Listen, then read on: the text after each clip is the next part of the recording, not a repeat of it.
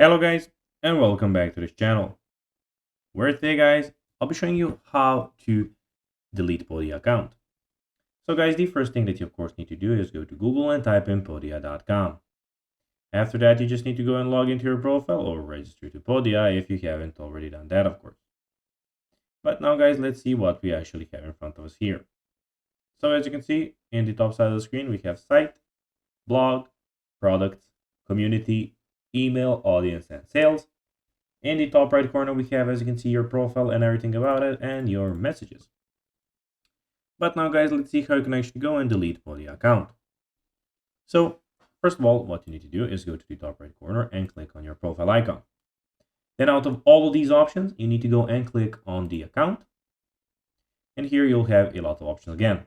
You'll have the personal, notification, security, and billing.